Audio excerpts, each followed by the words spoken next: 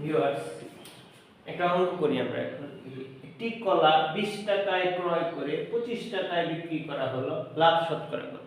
এখানে আমি প্রথমে লিখে নিচ্ছি ক্রয় মূল্য 20 টাকা, বিক্রয় মূল্য 25 টাকা, আর লাভ 25 বিয়োগ 20। যেহেতু বিক্রয় মূল্য বেশি, ক্রয় মূল্য কম, এই কারণে লাভ হচ্ছে। আর যদি এখানে বিক্রয় মূল্যটা কম হইতো, ক্রয় মূল্য বেশি হইতো, সেক্ষেত্রে আমরা বুঝতাম যে এটা ক্ষতি। আচ্ছা, লাভ 5 টাকা। এখন আমাকে কি নিয়ম চলে যেতে হবে যে ক্রয় মূল্য 20 টাকা হলে লাভ 5 টাকা। এখানে প্রশ্ন হচ্ছে যে ক্রয় মূল্য কেন লিখলাম? আমি তো লিখতে পারতাম যে ক্রয় মূল্য বিক্রয় মূল্য 25 টাকা হলে লাভ 5 টাকা। না, এটা ভুল হবে, কারণ লাভ এবং ক্ষতি দুইটাই ক্রয় মূল্যের উপর নির্ভর করে। লাভ এবং ক্ষতি দুইটাই ক্রয় মূল্যের উপর নির্ভর করে। এই কারণে আমাকে 25 টাকায় লাভ হয় 5 টাকা, এটা বললেই ভুল হবে। এই ব্যাপারটা বললেই ভুল হবে। আমাকে লিখতে হবে কি ক্রয় মূল্য 20 টাকা হলে লাভ 5 টাকা। ক্রয় মূল্য 20 টাকা হলে লাভ 5 টাকা। ক্রয় মূল্য যদি 1 টাকা হয় তাহলে অবশ্যই কমবে, কারণ 20 টাকা ক্রয় মূল্য হলে লাভ 5 টাকা। 1 টাকায় কি লাভ 5 টাকা হবে? না। তাহলে কি হবে? ভাগ করতে হবে, মানে কমানোর জন্য ভাগ, বাড়ানোর জন্য গুণন। ঐকিক নিয়মে শুধু কমানোর জন্য ভাগ, বাড়ানোর জন্য গুণন। তাহলে ভাগ করার সময় কি করব? ভাগ আমরা এই যে এইভাবে করতে পারি, যেমন 5 ভাগ 20, এটাও করতে পারি। তবে আমরা করব এইভাবে, উপরে নিচে।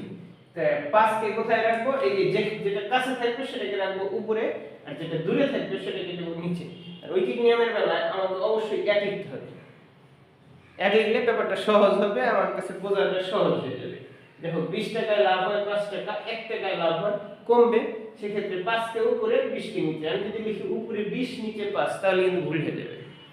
উপরে 5 নিচে 20, কেন উপরে লেখা? এটা কাছে আছে। যাই হোক, তারপরে চলে গেলাম 100 টাকায়, তাহলে 100 টাকায় লাভ বেশি হবে। বেশি হলে গুণ করতে হয়, আর গুণ করলে সেটা উপরে গুণ। আর যদি ভাগ করতে চাই সেটা নিচে। ভাগ করতে এখন অন্য কোনো কিছু দিয়ে ভাগ করতে চাই, সেটাকে নিচে লিখতে হবে 20 এর সাথে। আচ্ছা, 100 টাকায় লাভ হয় 5 গুণন 100। 100 টা উপরে গেল কেন? কারণ বাড়বে, 1 থেকে 100 এ আসলো, বাড়লো। যাও, 100 টাকায় লাভ হয় 5 গুণন 100 বাই 20। 100 এর 5 দিয়ে গুণ করলে 500, নিচে 20, 500 কে 20 দিয়ে ভাগ করলে হবে 120।